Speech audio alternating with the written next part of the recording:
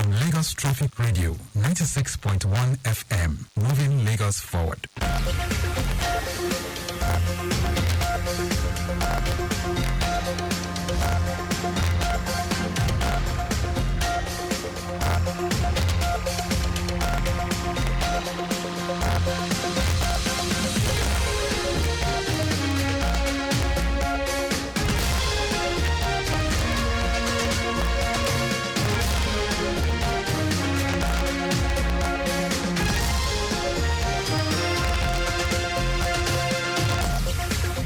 Hello and good evening. Here is the news at 6. First, the highlights.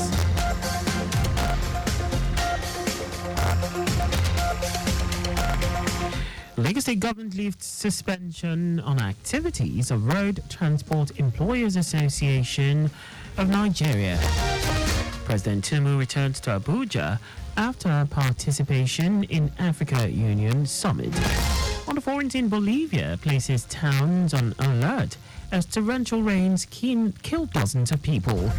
And in sports, Nigeria's Anuluakpo Okpeori retains African title at 2024 Badminton Championship in Cairo, Egypt. And now the details. I am Akan Usen.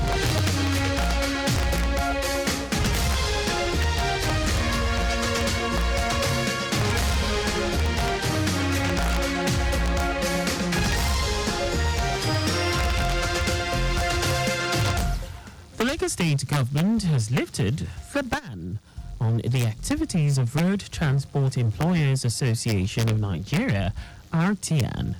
Special Advisor to the Governor on Transportation, Sholagiwa, said the government took the decision after careful consideration and extensive consultations with relevant stakeholders, including members of the association, Trade Union Congress, TUC, and the general public. Giwa stated that the Lagos State Parks and Garages Administrators Committee, which was set up to manage parks and garage facilities in the state, has been dissolved with immediate effect. He explained that the decision was made in the best interest of promoting unity and peaceful coexistence, ensuring the smooth operation of transport services within the state, as well as helping to foster a more collaborative relationship between the government and the transport union, ultimately leading to improved services for the public. It will be recalled that the state government suspended the activities of RTN across the state in September 2022 and constituted a caretaker committee to oversee the affairs of the union. The Lagos State Vehicle Inspection Service VIS has vowed to go after commercial yellow-branded buses in the state, popularly known as Danfo and Korokwe, violating provisions of the Road Traffic Law 2021. VIS Chief Vehicle Inspection Officer Akin George Fashola, who stated this during a television program, explained that the agency's focus is on all vehicles, but this year it will concentrate more on commercial transporters. Fashola said though private citizens also have bad cars on the roads, the service has deployed enough technology to deal with errant private owners. Lagos State Government has reassured residents that necessary measures are being taken to address the rising cost of food items and other consumables in the state. Commissioner for Agriculture, Abisola Olusoya, gave the assurance at the end of the two-day retreat organized by the Ministry for Management staff. Olusoya said part of the measures in curbing the high cost of food in the metropolis was the recent market trader money launched by the governor, in which 750 million naira was distributed to 15,000 traders across the state. According to her, the first food logistics hub in West Africa, being built in Ketu by the present administration, will soon be delivered, while work will soon commence at the 3 more agro-food hubs in Agege, Abalado and Shongotedu, in addition to the one built in Mushi. Olusoya explained that the first agro-food hub established in Mushi is gradually returning value for money spent on food items by residents in an ideal and clean environment. She urged residents to reflect on the caution issued by Governor Babajide Sanwo-Olu against hoarding and unnecessary increases in the prices of food items in the state. Rivers State government has described reports of a cholera outbreak and the deaths of some persons in the Soku community in the Kokotoru local government area of the state as false and unfounded. Commissioner for Health in the state, Adaize Ore, who stated this in a statement issued in Port Harcourt, said a team of public health officials sent to the area to investigate the alleged incident and death have not confirmed any such information and urged members of the public to disregard the report.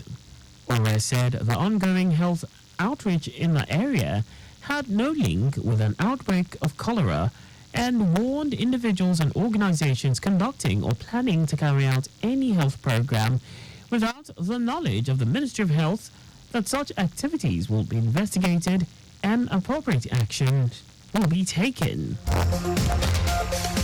The Nigerian Meteorological Agency NIMET has warned people with respiratory issues, among others, to be cautious of the current weather and wear masks. This is as NIMET predicted haziness and cloudiness across the country from Monday to Wednesday. Its weather outlook released in Abuja forecasts moderate dust haze with a horizontal visibility range of 2 to 5 kilometers over the northern and north-central states, while patches of clouds are expected over the inland of the south throughout the forecast period. The agency urged citizens to pay special attention to their skin, eyes, and lips, while children and the elderly should wear warm clothing at night. And now to the rest of the stories. President Bola Tinubu has returned to Abuja after a 4-day official trip to the capital of Ethiopia, Addis Ababa, where he participated in the 37th ordinary session of the Assembly of Heads of States and Governments of the African Union, AU. He arrived at the presidential wing of the Nnamdi Azikiwe International Airport, Abuja, at about 3:36 p.m., where he was received by senior government officials led by the Secretary to the Government of the Federation, George Akume. While in Addis Ababa, President Tinubu, among others, was appointed by the AU as its champion for human resources for health and community health delivery partnership. He also joined other African leaders to proffer solutions to the common challenges facing the countries, as well as deliberating on refocusing the continental organization for better service deliveries in various areas including healthcare, commerce, and security. While addressing the assembly, he used the opportunity to inform the continent that Nigeria is ready to host the African Central Bank on its soil following an earlier agreement in the Abuja Treaty. Ondo State Governor Lucky Aiyedatiwa has denied plans to scrap the 33 local council development areas LCDAs created by the late former governor Olorotimi Akeredolu. Aiyedatiwa said the creation of LCDAs is one of the legacies of late Akeredolu that must be preserved, noting that his administration will soon constitute transition committees for the 18 local government areas and 33 LCDAs. Speaking at a meeting with former members of caretaker committees of the LGAs and LCDAs, the governor explained that the case instituted in court by the opposition party and subsequent court injunction prevented the inauguration and assumption of office by former caretaker committee members. He stated that efforts are on to resolve the court case through a political solution which has been granted by the court. And now to foreign news. Hundreds of towns and villages in Bolivia have been placed under alert as torrential rains continue to wreak havoc in the South American country.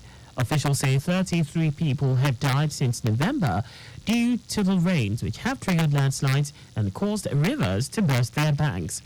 The death toll is 8 times higher than in the same period last year, and officials are carefully monitoring a number of dams which they fear could overflow.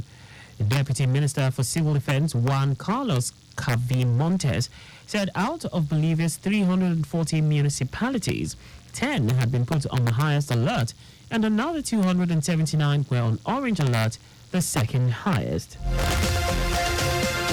And now sports. Team Africa has claimed 7 medals, with the country's #1 badminton player Akan Usen at the just concluded All Africa Senior Badminton Championship Cairo 2024, clinching his 5th African title and the 3rd simultaneous win. In the individual event, he stormed through to the finals by beating compatriot Victor Ikechukwu to rekindle an old rivalry with Mauritian George Pauls, where he again asserted his dominance by beating Paul to take the coveted men's singles crown for the 3rd time in a row. Okpayori had early won the All-Africa Senior Championships men's singles title in Port Harcourt in 2019, the All-Africa Games MS title in Morocco in 2019, the All-Africa Senior Championships MS title in Uganda 2022, the All-Africa Senior Championships in South Africa 2023, and now in Egypt 2024. And that's all for the news at 6. Just before we go, stay alive, make use of pedestrian bridges where available. You can follow us on like all our various social media platforms. On X, formerly Twitter, Lagos Traffic 961, Instagram, Lagos Traffic Radio 961, Facebook, Lagos Traffic Radio 96.1 FM. On YouTube, subscribe and watch us live on our channel, Traffic Radio 961. Did you know that the Sanwo-Olu administration completed the renovation of the library at the State Criminal Investigation Department, Banti Yaba? You can get more details on the Lagos State Government's website. To end the news, here are the highlights of the major stories. The Lagos State Government has lifted the ban on the activities of Road Transport Employers Association of Nigeria, RTN. President Bola Tinubu has returned to Abuja after a 4-day official trip to the capital of Ethiopia, Addis Ababa, where he participated in the 37th ordinary session of the Assembly of Heads of States and Governments of the African Union, AU. We also told you that hundreds of towns and villages in Bolivia have been placed under alert as torrential rains continue to wreak havoc in the South American country. And in sports, Team Nigeria has claimed 7 medals, with the country's #1 badminton player Okpayori at the just concluded All-Africa Senior Badminton Championship Cairo 2024, clinching his 5th African title and the 3rd simultaneous win. For contact with the newsroom, please send a message to Lagos Traffic Radio at lagostate.gov.ng. And that ends the news broadcast compiled by Adiwali Oluworoku. I am Akan Usen. Thanks for listening and please stay safe. Good evening.